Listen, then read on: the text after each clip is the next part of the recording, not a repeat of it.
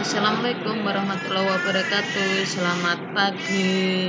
Bagaimana kabarnya anak-anakku? Semoga kita semua dalam keadaan sehat walafiat. Oke, untuk memulai pembelajaran kali ini, Bu Guru selalu ingatkan jika kalian tidak ada kepentingan keluar rumah, langkah baiknya tetap diam di rumah. Tetapi jika harus keluar rumah, selalu menggunakan masker, selalu mencuci tangan, dan tetap menjaga jarak. Artinya di sini kalian harus pintar-pintar menghindari kerumunan. Untuk memulai pelajaran pada pagi hari ini, kita awali dengan doa. Doa yang akan Bu Guru pimpin menurut ajaran agama Islam. Mari kita berdoa. A'udzubillahi minasyaitonirrajim. Bismillahirrahmanirrahim. Alhamdulillahirabbil alamin arrahmanirrahim maliki yaumiddin. Iyyaka na'budu wa iyyaka nasta'in. Ihdinas siratal mustaqim. Siratal ladzina an'amta 'alaihim ghairil maghdubi 'alaihim waladdallin. Amin. Bismillahirrahmanirrahim. Rabbi zidni ilma warzuqni fahma. Amin. Ya Allah, berikanlah kemudahan dalam menyerap ilmu yang kita pelajari hari ini. Ya Allah, berikanlah kemudahan dalam mempelajari pelajaran hari ini. Ya Allah, berikanlah kemudahan kepada anak-anakku dalam mempelajari pelajaran hari ini. Ya Allah, sesungguhnya hanya kepadamu lah hambamu ini meminta. Rabbana atina fid dunya hasanah wa fil akhirati hasanah wa qina adzabannar. Walhamdulillahirabbil alamin. Oke, untuk pelajaran hari ini kita masuk ke bab 2 tentang vektor.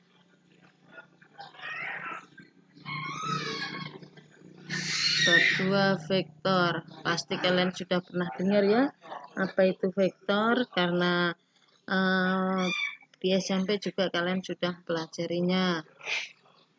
Apa sih vektor? Kita ulas kembali.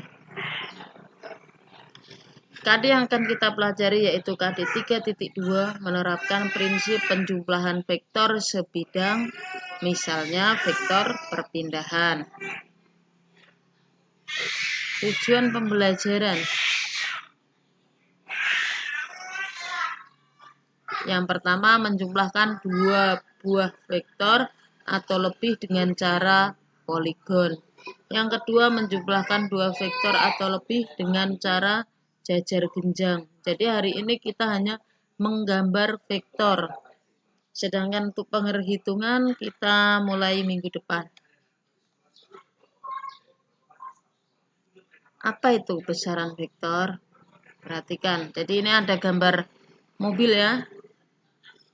Mobil berjalan ke arah kiri. Bisa kita simpulkan bahwa mobil berpindah 10 meter ke kiri. Ada kelelawar ini. Oke, kelelawar terbang ya. Nah, arahnya seperti ini. Sejauh 15 cm.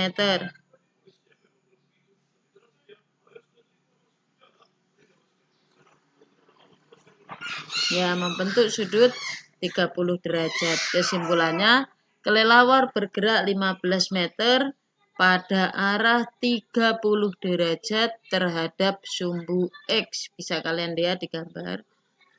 Oke, jadi besaran vektor dapat kita simpulkan bahwa besaran vektor adalah besaran yang mempunyai nilai dan arah. Adakah besaran yang tidak memiliki arah? Sedangkan besaran yang mempunyai nilai tetapi tidak mempunyai arah disebut besaran skalar. Jadi sudah jelas ya, ada dua besaran. Yang pertama besaran vektor, yang kedua besaran skalar.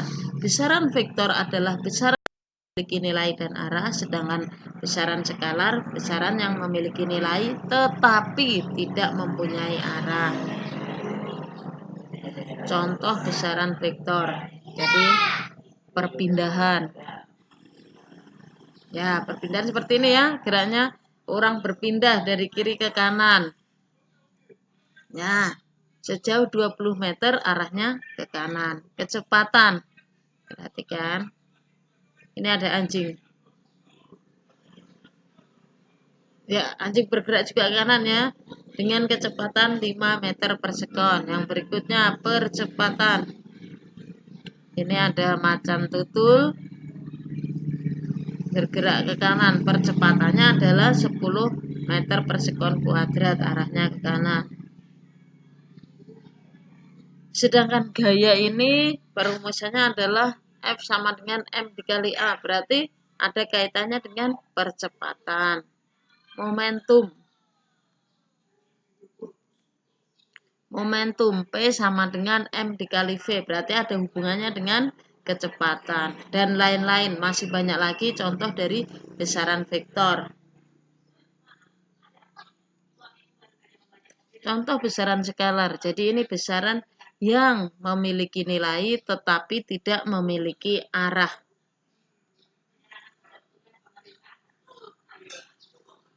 Jarak, kelajuan, perlajuan, usaha, energi, ini semua merupakan besaran skalar, mempunyai nilai tetapi tidak memiliki arah.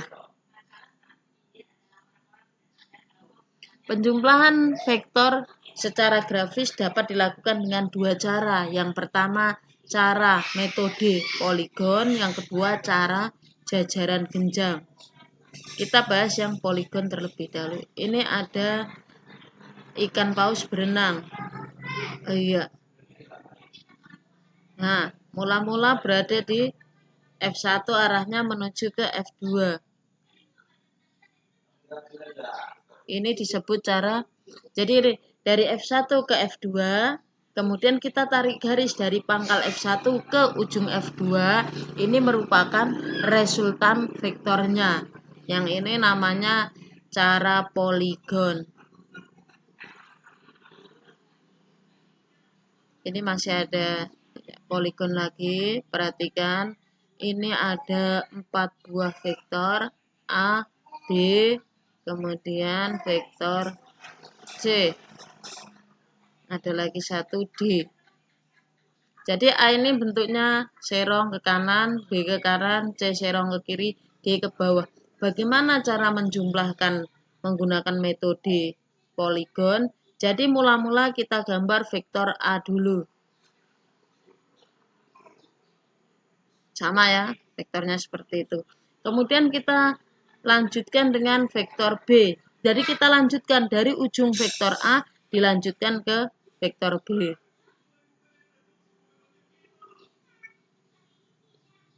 Ya, kita lanjutkan lagi C. C arahnya kemana?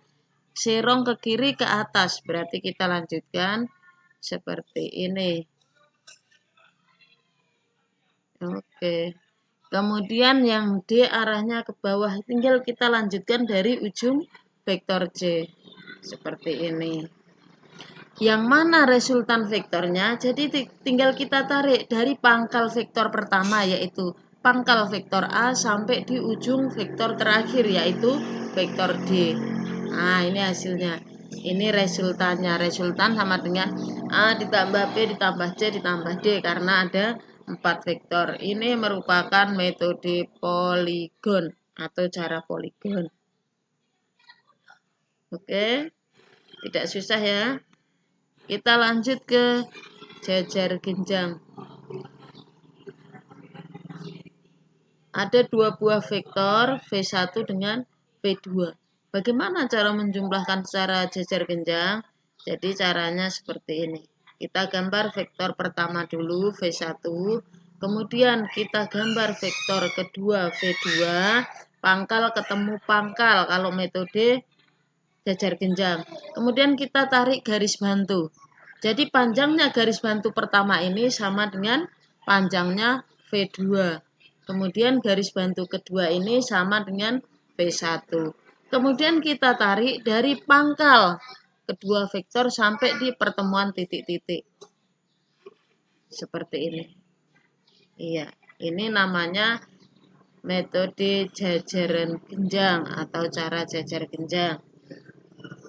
Berasa tidak susah ya untuk hari ini. Kita hanya menggambar sebuah vektor. Tugas: jumlahkan kelima vektor berikut menggunakan metode poligon. Nah, ini tugasnya. Mana vektornya? Ini.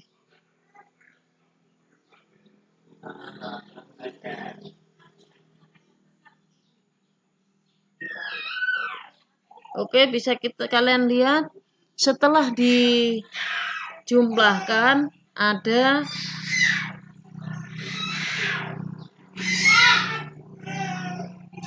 ya.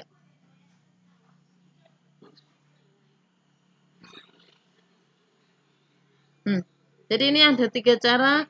Menurut kalian yang paling mudah yang mana? Silahkan kalian tulis ulang.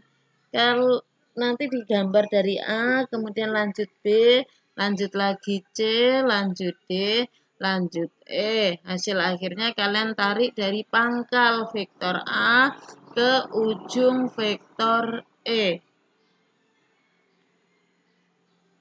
Jadi kalau menjumlahkan tidak diurutkan boleh ya, misalkan mau mulai dari A dulu, B dulu, atau dari manapun bisa. Hasilnya tetap sama seperti ini.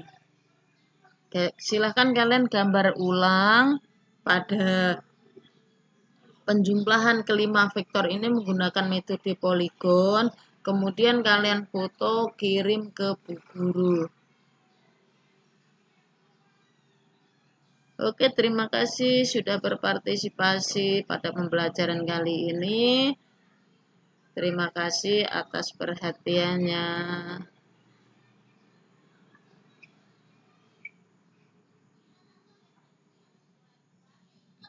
Silahkan dipelajari. Jika ada yang tidak kurang jelas, kita bisa lanjut ke WA atau silahkan langsung bertanya di Google Meet pada hari ini. Bu Guru rasa cukup sekian. Silahkan dipersiapkan pada pembelajaran berikutnya. Akhir kata, wassalamualaikum. Oh, sebenarnya Bu Guru belum simpulkan ya tadi. Jadi pada bab ini dapat kita simpulkan tadi besaran ada dua, besaran vektor dan besaran skalar. Besaran vektor adalah besaran yang memiliki nilai dan arah, sedangkan besaran skalar adalah besaran yang hanya memiliki nilai saja tetapi tidak memiliki arah. Contoh besaran vektor tadi ada banyak ya, ada perpindahan, kecepatan, percepatan, gaya, momentum, dan lain-lain. Sedangkan besaran skalar contohnya ada kelajuan, perlajuan, usaha, energi, dan lain-lain. Penjumlahan menggunakan metode poligon dilakukan dengan menyambung dari ujung vektor pertama diteruskan ke vektor kedua, pangkal ketemu ujung. Sedangkan metode jajar genjang, kita temukan kedua pangkalnya, kemudian menggunakan garis bantu yang membentuk menyerupai bangun jajar genjang. Oke, pada pelajaran kali ini Bu Guru akhiri. Assalamualaikum warahmatullahi wabarakatuh. Selamat pagi dan salam sejahtera untuk kita semua. Salam sehat selalu, tetap semangat anak-anakku.